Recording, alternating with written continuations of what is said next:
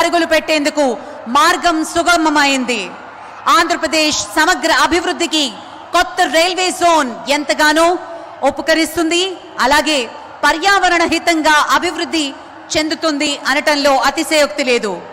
Green hydrogen project కు Andhra Pradesh hub గా మారుస్తామంటూ ముఖ్యమంత్రి మన ప్రియతమ నేత శ్రీ నారా చంద్రబాబు నాయుడు గారు చెప్తూ వస్తున్నారు.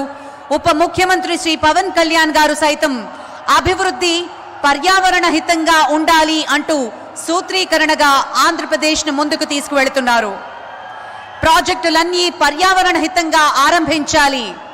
ఇప్పుడు ఆ అభివృద్ధికి కేంద్రం తీసుకుంటున్నటువంటి చర్యలు మద్దతుగా ఆంధ్రప్రదేశ్ గ్రీన్ హైడ్రోజన్ ప్రాజెక్టును ప్రారంభించుకుంటున్నాం.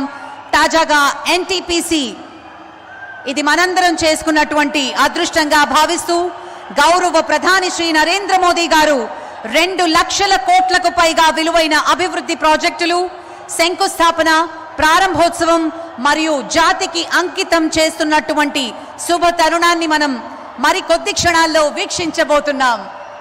రోడ్ షో ముగించుకుని కూటమిత్రయం ప్రధాని నరేంద్ర మోదీ, జనసేనాని పవన్ కళ్యాణ్ మరియు మన ప్రియతమ ముఖ్యమంత్రి వర్యులు శ్రీ నారా చంద్రబాబు నాయుడు గారు ప్రధాన వేదిక మీదకి వస్తున్నటువంటి అమూల్యమైన క్షణాన్ని మనం వీక్షిస్తూ ఉన్నాం.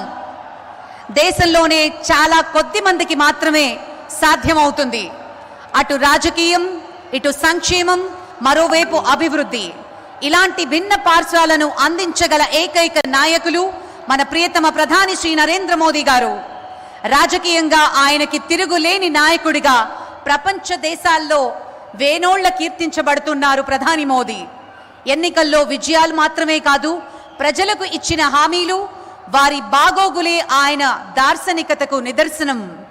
విశ్వగురువుగా భారత్ను పట్టాలకెక్కించాలనుకుంటున్న మన ప్రధాని ఇప్పుడు ఆంధ్రప్రదేశ్ అభివృద్ధికి గ్యారంటీ ఇస్తూ ఉన్నారు.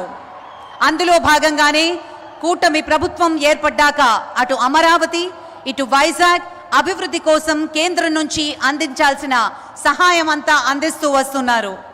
అమరావతి రాజధాని నిర్మాణంలో కేంద్రం దన్నుగా నిలుస్తూ ఉంటే, విశాఖలో సంపూర్ణ అభివృద్ధి కోసం ప్రాజెక్టులకు పచ్చ జెండా ఊపుతోంది. తాజాగా కేంద్రం రైల్వే జోన్ కార్యాలయానికి శంకుస్థాపన